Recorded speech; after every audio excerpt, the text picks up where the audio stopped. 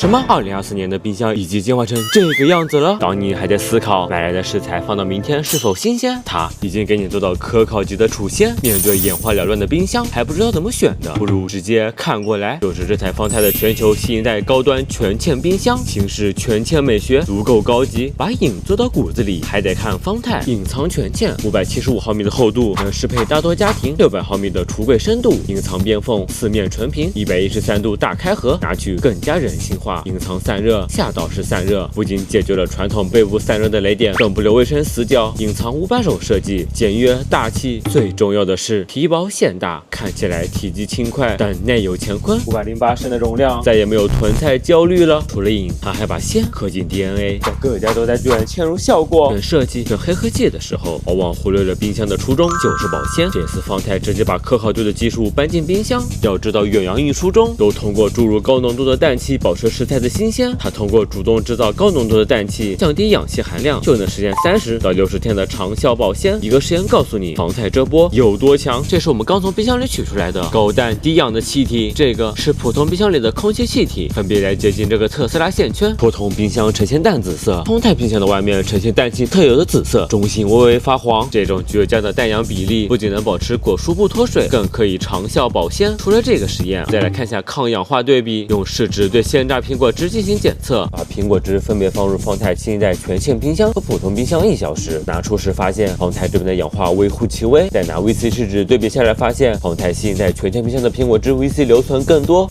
新闻直播也见证了这个效果。这次方太还有大黑科技，就是原鲜解冻。是不是你平时泡水解冻要好久，不知道什么时候才能吃上饭，直接放在空气中化冻，又怕细菌滋生和不新鲜。通过方太原鲜解冻的牛排，发现在黄金氮氧比例的加持下，方太新一代全嵌冰箱的横切面更加新鲜，排水量更足，拿出颜料脱印，图案也更清晰。像这样美观实力兼顾的冰箱，了解一下。